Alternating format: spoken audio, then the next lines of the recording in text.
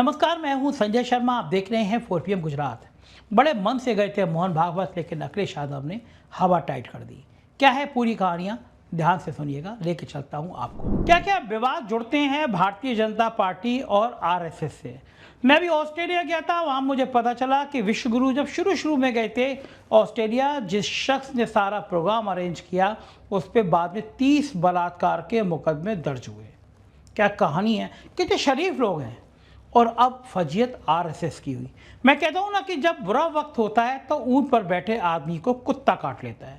आज कहानी है एक एक्स अकाउंट, जिसको ट्विटर कहते हैं। मुझे एक्स की जगह ट्विटर कहना ज़्यादा अच्छा लगता है। तो कहानी एक एक्स अकाउंट से शुरू हुई है, लेकिन सवाल सिर्फ एक सोशल मीडिया अकाउंट का नहीं है। सवाल आरएसएस का है, राष्ट्रीय स्वयंसेवक संघ का है, जिसने सालों तक अपने ऑफिस में भारत का झंडा नहीं फहराया। सवाल मोहन भागवत का है। सवाल उस विचारधारा का है जो पिछले 100 सालों से भारत को अपनी नज़र से परिभाषित करने की कोशिश करती रही है। और सबसे बड़ा सवाल यह है कि जिस आरएसएस पर उसके विरोधी वर्षों से धार्मिक ध्रुवीकरण और बहुसंख्यकवादी राजनीति को बढ़ावा देने के आरोप लगाते रहते हैं, वही आरएसएस जब अमेरिका की धरती पर यूनिवर्सल वननेस यानी विश्वव्यापी एकता की नौटंकी टाइप की बातें करता है, तो क्या दुनिया उससे सवाल नहीं पूछेगी। घटना बड़ी दिलचस्प है। आरएसएस के प्रमुख मोहन भागवत के न्यूयॉर्क में होने वाले कार्यक्रम के आयोजकों का x account, Twitter account suspend हो गया। ध्यान रखिए, आरएसएस का अकाउंट सस्पेंड नहीं हुआ, मोहन भागवत का भी निजी अकाउंट सस्पेंड नहीं हुआ, लेकिन कार्यक्रम की आयोजित करने वाली संस्था का अकाउंट सस्पेंड हो गया। और अभी तक सार्वजनिक रूप से ये नहीं पता चला है कि कार्रवाई किस कारण से हुई। आरएसएस की विचारधारा जो ना करा दे वो कम है। पूरी दुनिया में नफरत की बात करता है तो कौन करता है, सब जानते हैं। इस घटना ने भारत में राजनीतिक तूफान खड़ा कर दिया। सबसे पहले समाजवादी पार्टी के अध्यक्ष अखिलेश यादव मैदान में उतर कर आ गए और अखिलेश ने एक दो नहीं, सवालों की पूरी झड़ी लगा दी। उन्होंने लिखा कि विदेश में जब अनरजिस्टर्ड अंडरग्राउंड लोग आएंगे तो उनके एक्स अकाउंट सस्पेंड किए ही जाएंगे। फिर सवाल किया, स्वदेशी का नारा लगाने वाले विदेश में क्या लेने गए हैं? क्या FCARA यानी फॉरेन कंट्रीब्यूशन रेगुलेशन एक्ट का अध्ययन करने गए हैं? क्या अमेरिकी डॉलर के मुकाबले में भारतीय रुपया क्यों गिर रहा है, इसका शोध करने गए हैं? क्या भारतीय किसानों को बर्बाद करने के लिए अमेरिकी डील में कुछ और जुड़वाने गए हैं? क्या देश की छवि धूमिल करने गए हैं, या वहां रह रहे भारतीयों के लिए संकट पैदा करने गए हैं? भाषा राजनीतिक है, हमला बेहद तीखा है और अखिलेश यादव ने साफ कर दिया कि वो मोहन भागवत की अमेरिका यात्रा को केवल एक सामाजिक सांस्कृतिक कार्यक्रम के रूप में नहीं देखने वाले। लेकिन अखिलेश के आरोप अपनी जगह, आज हम इससे आगे का सवाल पूछेंगे। आरएसएस को आखिर विदेश में जाकर, अमेरिका में जाकर भारत के बारे में क्या बताना है, और जो बात वो दुनिया को बताना चाहता है, क्या वही तस्वीर आज भारत के भीतर दिखाई देती है? क्या वाकई में इतनी एकता दिखाई देती है? क्या वाकई में मॉब लिंचिंग अमेरिका में जाकर उसकी कहानी बताएंगे? क्या अपने नफरती चिंटुओं के बयान बताएंगे? और यहीं से असली बहस शुरू होती है। आरएसएस खुद को सांस्कृतिक संगठन कहता है। उसका कहना है कि उसका उद्देश्य समाज को संगठित करना है, राष्ट्रीय चरित्र निर्माण करना है, देशभक्ति पैदा करना है, भारतीय संस्कृति को मजबूत करना है। लेकिन कहानी क्या है, हकीकत आप सब जानते हैं। संघ के आलोचक दशकों से एक दूसरा आरोप लगाते आए। उनका कहना है कि आरएसएस की हिंदुत्व की राजनीति ने भारत की धार्मिक विविधता को बराबरी की नज़र से देखने के बजाय अल्पसंख्यक पहचान के नीचे परिभाषित करने की कोशिश की है, और बात भी सही है। आरएसएस भला कितने नाटक करे, आरोपों को खारिज करे, लेकिन हकीकत यही है। लोकतंत्र में सवाल आरोप से नहीं मरता, सवाल का जवाब देना पड़ता है, और सवाल बेहद सीधा है।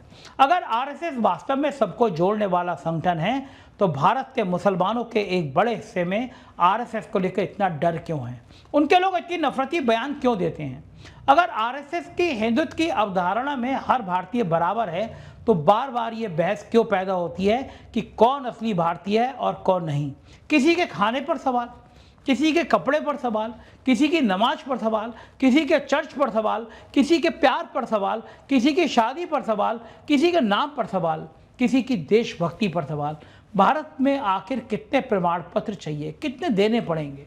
और प्रमाण पत्र बांटने का अधिकार किसने किसको दे दिया? यही वो सवाल है जो आरएसएस के सामने बार बार खड़ा होता है। संघ कह सकता है कि हर विवादित बयान हमारा नहीं है, बिल्कुल सही। हर भाजपा नेता आरएसएस नहीं है, हर हिंदुत्ववादी संगठन आरएसएस नहीं है, हर सोशल मीडिया ट्रोल आरएसएस का स्वयंसेवक नहीं है, और हर नफरत भरी टिप्पणी का दोष सीधे मोहन भागवत पर नहीं डाल सकते, ऐसा लोग कहते हैं। लेकिन इसके बाद दूसरा सवाल आता है, जब कोई विचारधारा स्वयं को एक विशाल राजनीतिक सामाजिक परिवार की वैचारिक जननी के रूप में देखती है, तब क्या उस परिवार की भाषा और आचरण से वो पूरी तरह अलग हो सकती है? अगर घर का कोई सदस्य लगातार पड़ोसी को गाली दे रहा हो, तो घर का मुखिया हमेशा ये कहकर बच सकता है क्या कि गाली मैंने नहीं दी, किसी न किसी दिन उसे कहना पड़ेगा। बस ये हमारी विचारधारा नहीं है। किसी भारतीय से उसके धर्म के आधार पर नफरत स्वीकार नहीं की जा सकती।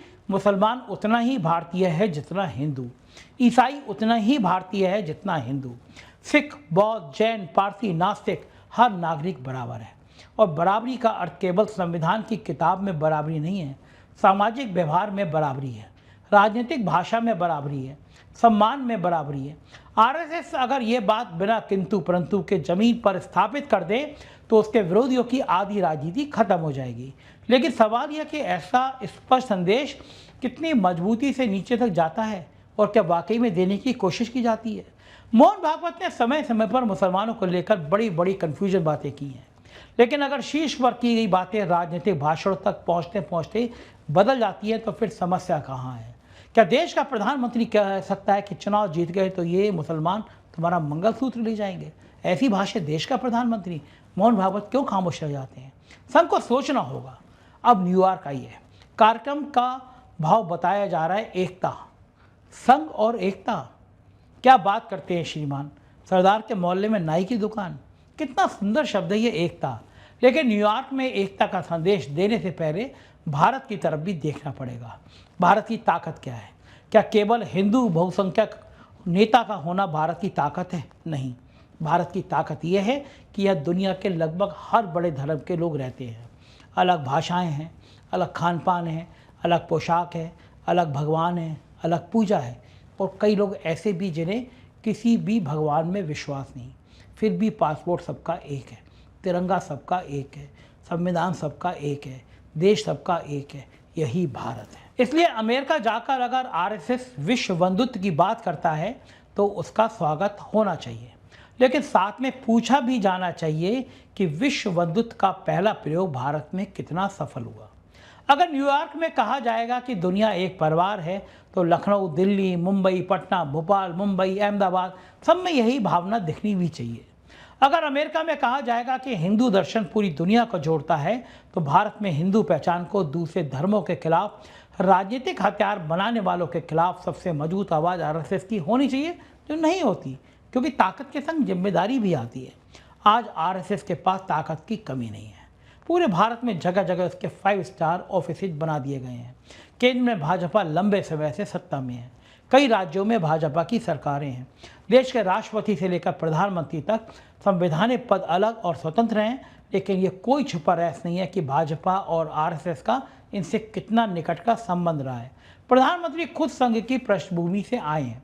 भाजपा के असंख्य बड़े नेता संघ से निकले हैं, यानी संघ अब ये नहीं कह सकता कि उसकी विचारधारा का सत्ता और समाज पर कोई प्रभाव ही नहीं है। प्रभाव है, बहुत बड़ा प्रभाव है, तो फिर जिम्मेदारी भी बहुत बड़ी है।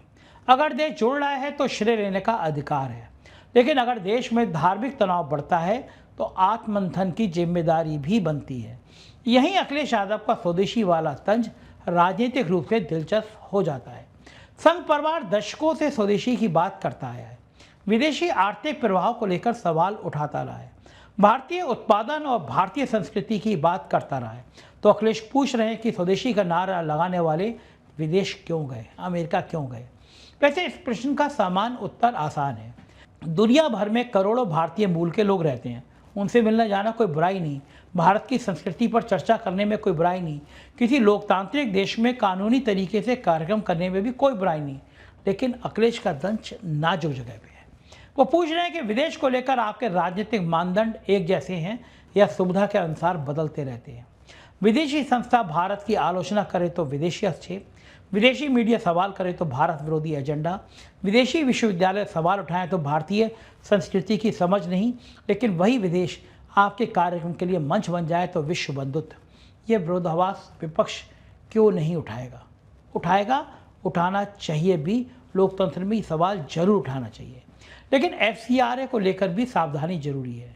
सिर्फ किसी संगठन का विदेश में कार्यक्रम आयोजित करना कुछ न कुछ खेल तो बताता है। FCRA में कुछ तो लोचा है। RSS का खाते का मामला बड़ा लोलटोल है। सरकारी रिकॉर्ड देखें, बैंक टेल दिखाएं, प्रमाण रखें तो RSS फंसे, लेकिन कौन पूछेगा? अमेरिका डील के जरिए किसानों को बर्बाद करने वाली बात क्यों आती है? कुछ ना कुछ, ये कहीं ना कहीं कुछ तो पेच है। इन सवालों के पीछे जो राजनीतिक संदेश है उसे नज़रअंदाज नहीं किया जा सकता। विपक्ष RSS को अब केवल भाजपा का वैचारिक सहयोगी नहीं, बल्कि सत्ता की पूरी राजनीतिक दिशा के लिए जवाबदेह ठहराना चाहता है। और शायद RSS के लिए सबसे असहज सवाल यही है, आप सांस्कृतिक संगठन हैं तो राजनीतिक सत्ता पर इतना प्रभाव क्यों? और अगर राजनीतिक सत्ता पर प्रभाव है तो राजनीतिक परिणामों की जवाबदेही क्यों नहीं? दोनों सुविधाएं एक साथ कैसे मिल सकती हैं? प्रभाव हमारा, जवाबदेही किसी और की, ये लोकतंत्र में हमेशा नहीं चल सकता। और फिर बात आती है नफरत की, जहर की। भारत की राजनीति पिछले कई सालों से जिस भाषा से, जिस जहर के स्तर तक पहुंच गई है, उसे देखकर किसी भी जिम्मेदार नागरिक को चिंता होनी ही चाहिए। सोशल मीडिया खोलिए, लोग एक दूसरे को धर्म देकर गाली दे रहे हैं। नेताओं के भाषण सुनिए, कई बार विकास पीछे छूट जाता है और कब्रिस्तान, शमशान, मंदिर, मस्जिद, हिंदू मुसलमान, ये सब आगे आ जाते हैं। टीवी बहस देखिए, मानो देश की सबसे बड़ी समस्या बेरोजगारी नहीं, बल्कि पड़ोसी की पूजा पद्धति हो। युवाओं को नौकरी चाहिए, किसान को दाम चाहिए, व्यापारी को स्थिर नीति चाहिए, मध्यम वर्ग को महंगाई से राहत चाहिए, बच्चे को अच्छी शिक्षा चाहिए, मरीज को अस्पताल चाहिए। लेकिन राजनीति को क्या चाहिए? ध्रुवीकरण। क्योंकि ध्रुवीकरण में हिसाब किताब आसान हो जाता है। आप कौन हैं? आप हिंदू हैं? आप कौन हैं? आप मुसलमान हैं। और आप कौन हैं? आप दलित हो, पिछड़ा हो, कौन हो? आप कौन हो? यादव? आप कौन हो? ब्राह्मण? मतलब मतदाता नागरिक से पहले पहचान में बदल जाता है। जाति की पहचान, धर्म की पहचान, इस पहचान में बदल जाता है। और जिस दिन नागरिक केवल पहचान बन जाता है, लोकतंत्र कमजोर होना शुरू हो जाता है। RSS अगर सचमुच राष्ट्र निर्माण का संगठन है तो उसे इस राजनीति के खिलाफ सबसे आगे खड़ा होना चाहिए। कहना चाहिए कि हिंदू हित का अर्थ मुसलमान विरोध नहीं, राष्ट्रवाद का असहमति का दमन नहीं, देशभक्ति का अर्थ सरकार की हर बात से सहमत होना नहीं। भारत माता केवल बहुसंख्यकों की माता नहीं, वो 140 करोड़ से अधिक भारतीयों की माता है। फिर चाहे कोई मंदिर जाए या मस्जिद, चर्च जाए या गुरुद्वारा, या कहीं ना जाए, यही कसौटी होगी। इसलिए न्यूयॉर्क का कार्यक्रम RSS के लिए एक बड़ी चुनौती भी है।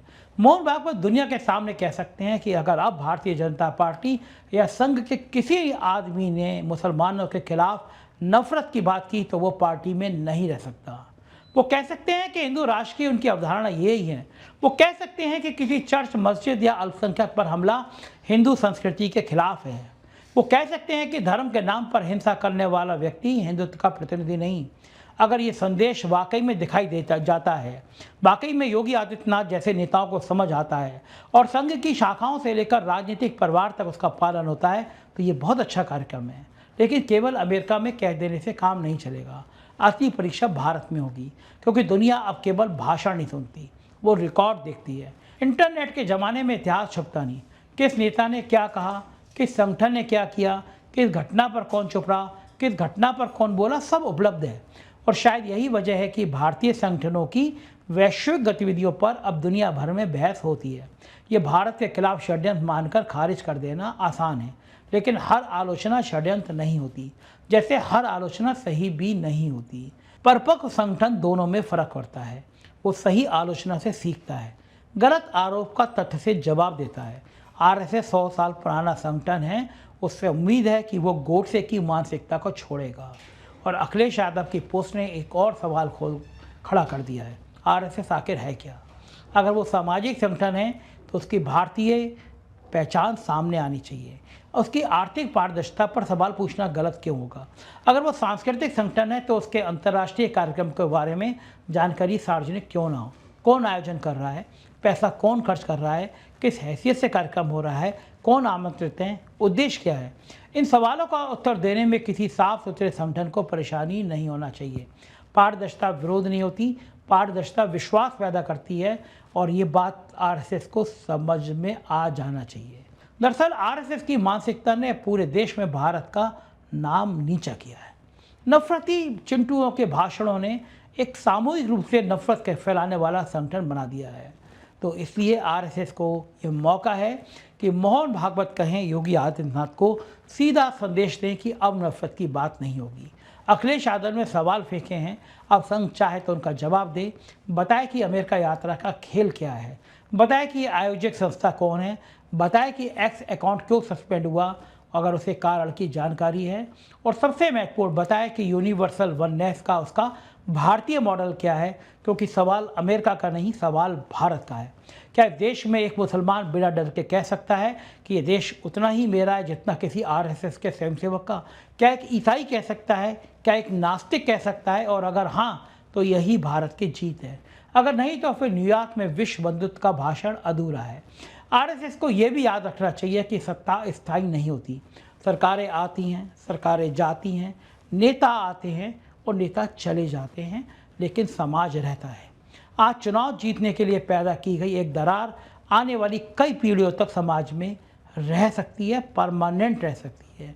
एक भाषण सिर्फ और सिर्फ 5-7 मिनट का होता है, उससे पैदा हुई नफरत 50 साल चल सकती है। एक अफवाह 2 घंटे चलती है, उससे जलाया घर दोबारा बनाने में जिंदगी लग जाती है। इसलिए जो संगठन राष्ट्र निर्माण का दावा करता है, उसकी जिम्मेदारी समान राजनीतिक दल से कहीं अधिक है। उसे आग बुझानी चाहिए, आग को चुनावी अवसर नहीं समझना चाहिए। और यही वो कसौटी है जब आरएसएस की अगली 100 साल की यात्रा तय होगी। पहले 100 साल में संघ ने पूरे देश में एक माहौल बनाया, उस माहौल को सबने देखा, शाखाएं बनाई, कार्यकर्ता तैयार किए, राजनीतिक प्रभाव बनाया, उसकी विचारधारा से निकली पार्टी देश की ताकत बन गई। अब दूसरी शताब्दी में चुनौती अलग है। अब सवाल विस्तार का नहीं, विश्वास का है। क्या वो उस भारतीय का विश्वास जीत सकता है जो उसकी विचारधारा से सहमत नहीं? क्योंकि अपने समर्थक को साथ रखना संगठन है, अपने आलोचक को भी सुरक्षित महसूस कराना राष्ट्र का निर्माण है। ये फ़र्क आरएसएस को समझना होगा। और अंत में फिर उसी एक्स अकाउंट पर लौटते हैं। आज अकाउंट सस्पेंड है, कल बहाल हो सकता है एक्स बताए कि कोई तकनीकी कारण था, हो सकता है ये बताए कि नियमों का उल्लंघन हुआ है। जब तक आधिकारिक कारण सामने नहीं आता, अटकल को तथ्य नहीं बनाया जाना चाहिए। लेकिन अखिलेश यादव ने इस छोटे से डिजिटल घटनाक्रम को पूरी दुनिया में एक बड़े पॉलिटिकल सवाल में बदल दिया है। उन्होंने पूछा है कि स्वदेशी वाले विदेश क्यों गए। मैं उससे भी आगे जाकर पूछता हूँ, विदेश जाने में कोई समस्या तो नहीं? ज़रूर जाइए, न्यूयॉर्क जाइए, लंदन जाइए, पेरिस जाइए, वॉशिंगटन जाइए, पूरी दुनिया को भारतीय दर्शन बताइए, वसुधैव कुटुंबकम का ज्ञान बताइए। लेकिन दुनिया को ये भी दिखाइए आपके खाने के और दिखाने के दांत अलग अलग नहीं हैं। ऐसा भारत बनाइए, ऐसे भारत की कल्पना कीजिए जहाँ किसी बच्चे से उसका धर्म पूछकर दोस्ती ना की जाए, जहाँ किसी नौजवान की देशभक्ति उसका नाम देखकर तय ना हो, जहाँ चुनाव जीतने के लिए हिंदू को मुसलमान से डराने की जरूरत ना पड़े, जहाँ मुसलमान को हिंदू से डराकर वोट ना मांगा जाए, जहाँ मंदिर बने तो खुशी हो और मस्जिद सुरक्षित रहे तो भी खुशी हो, जहाँ सरकार की आलोचना करने वाले व्यक्ति राष्ट्र विरोधी ना कहलाएं, जैसे मेरे को हर बार राष्ट्र विरोधी कहला दिया जाता है। जहाँ राष्ट्र किसी दल, संगठन या विचारधारा की निजी संपत्ति ना हो, क्योंकि भारत आरएसएस से भी बड़ा है, भाजपा से भी बड़ा है, कांग्रेस से भी बड़ा है, समाजवादी पार्टी से भी बड़ा है, मोदी से भी बड़ा है, अखिलेश से भी बड़ा है, हम सबसे बड़ा है। और भारत की सबसे बड़ी खूबसूरती यही है कि यहाँ असहमति के बावजूद हम एक देश हैं, एक ताकतवर देश है। इसलिए मोहन भागवत जी, न्यूयॉर्क में यूनिवर्सल वननेस की बात जरूर कीजिए, लेकिन वापस लौटकर उन लोगों से भी कहिए जो धर्म के नाम पर नफरत की भाषा बोलते हैं, बस कीजिए। हिंदू होने के लिए मुसलमान से नफरत जरूरी नहीं है। राष्ट्रवादी होने के लिए किसी दूसरे भारतीय को कम राष्ट्रवादी साबित करना जरूरी नहीं है। और भारत को महान बनाने के लिए भारत की विविधता मिटाना बिल्कुल जरूरी नहीं है, बल्कि सच तो उल्टा है। जिस दिन भारत की विविधता खत्म हुई उस दिन वो भारत ही नहीं बचेगा जिसकी संस्कृति का गुणगान करने वाले आरएसएस दुनिया भर में जाने जाते हैं, कहानी बताने जाते हैं। तो अखिलेश यादव के सवालों का जवाब जरूर दीजिए, लेकिन उससे पहले एक सवाल खुद से पूछिए, जिस विश्व बंधुत्व का संदेश आप न्यूयॉर्क में देने जा रहे हैं, क्या उसी बंधुत्व को भारत की गलियों, मोहल्लों और राजनीति में उतारने के लिए उतनी ताकत लगाएंगे? अगर जवाब हाँ है तो न्यूयॉर्क की यात्रा सार्थक है, और अगर जवाब नहीं है तो मंच अमेरिका का हो सकता है, बैनर पर यूनिवर्सल वननेस लिखा हो सकता है, तालियां भी हजारों मिल सकती हैं, लेकिन सवाल भारत में जरूर खड़ा रहेगा। दुनिया को जोड़ने से पहले अपने देश के दिलों को कौन जोड़ेगा? यही महत्वपूर्ण सवाल है, और इस सवाल से आरएसएस को भागना नहीं चाहिए, उसे जवाब देना चाहिए, क्योंकि 100 साल पूरे कर चुका संगठन अब केवल अपने इतिहास के आधार पर नहीं परखा जाएगा, अब उसे उसके प्रभाव, उसकी जिम्मेदारी और उस भारत के आधार पर परखा जाएगा जिसे बनाने में उसकी विचारधारा एक बड़ी भूमिका निभाती रही। गोडसे की राजनीति को छोड़ना ही होगा। नफरत से चुनाव जीते जा सकते हैं, लेकिन राष्ट्र नहीं बनाया जा सकता, और राष्ट्र सचमुच बनाना है तो रास्ता केवल एक है, बराबरी, संवाद, सम्मान, और हर भारतीय के लिए उतना ही भारत जितना मेरा और आपके लिए। क्या आप मेरी बात से सहमत हैं? सहमत हो तो ज़रूर बताइएगा, कमेंट करिएगा, चैनल को सब्सक्राइब करिएगा, संभव हो सके तो नीचे ज्वाइन बटन लगाएं, ज्वाइन बटन दबाइएगा, हमारी थोड़ी मदद कीजिएगा। शुक्रिया, थैंक यू।